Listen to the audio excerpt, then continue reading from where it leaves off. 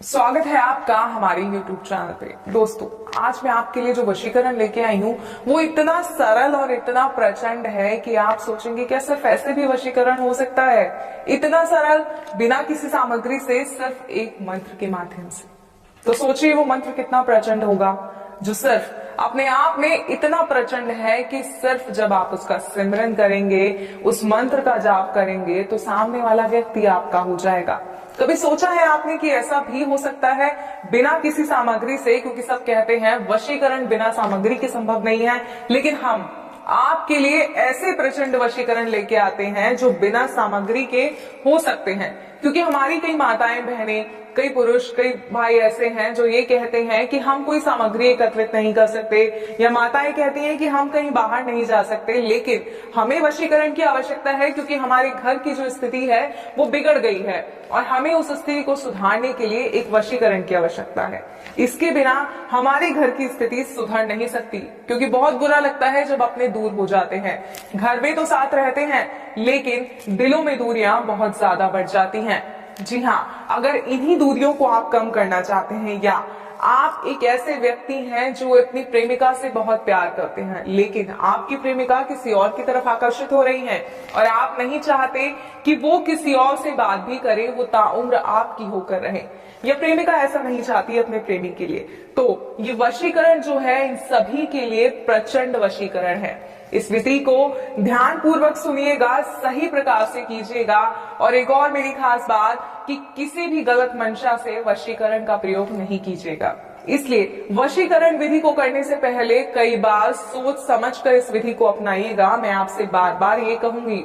और वशीकरण का एक सबसे पहला नियम है कि जब आप वशीकरण कर रहे हो तो कोई आपको देखे ना। जी हाँ, कोई व्यक्ति आपके आसपास ना हो, आप अकेले हो, एक ऐसे स्थान पर हो जहां आप अकेले हो, एकाग्रचित हो, तभी आप जो है इस विधि को कर पाएंगे, इस विधि का असर पूर्ण रूप से हो पाएगा। तो आइए समय ना बर्बाद करते हुए मैं आपको बताती हूँ कि सिर्फ एक मंत्र के माध्यम से कैसे आप किसी को अपने वश में कर सकते हैं।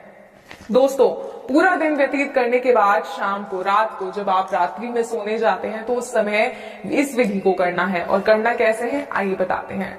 आप स्नान करके साफ स्वच्छ वस्त्र पहनकर इस दिन सोने जाइए, और सोने जाने से पहले जब आप अपने बेड पर, अपने गद्दे पर, जहां भी आप सोते हैं वहां पर बैठेंगे, तो इस तरह आसन लगाकर एक बार बैठिए और अपने हृदय पे हाथ रखकर उस व्यक्ति का नाम लीजिए जिसे आप वश में करना चाहते हैं। सही कहूं तो उसका सिमरन कीजिए, और इस हद तक कीजिए कि उसका चेहरा आपकी आंखों में उतर आए। और उसके बाद आपको इस मंत्र का 21 बार जाप करना है। जैसे ही आप इस मंत्र का जाप करेंगे, उसके बाद आप सो जाएंगे। सुबह जब आप उठेंगे तो आप देखेंगे कि वो व्यक्ति किस तरह पागल हो रहा है आपसे बात करने के लिए, किस तरह सिर्फ और सिर्फ आपकी सुनना चाहता है। अगर कोई माता है तो उनका बेटा सिर्फ उनकी आज्ञा मानेगा, किसी और की नहीं सुनेगा। अगर कोई पत्नी है तो उसका पति इस तरह उसके आसपास घूमेगा कि बस उसके सिवा दुनिया में कोई और है ही नहीं।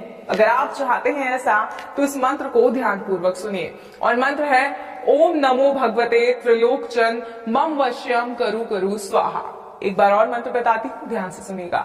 ओम नमो भगवते त्रिलोकचन मम वश्यम करु करु स्वाहा। इस मंत्र का 21 बार जाप करना है, व्यक्ति का नाम लेना है। बात बहुत ध्यान से सुनिएगा कि हृदय पे हाथ रखकर ये पूरी विधि करनी है। कोई आपको देखेगा, इस बात का भी ध्यान करना है।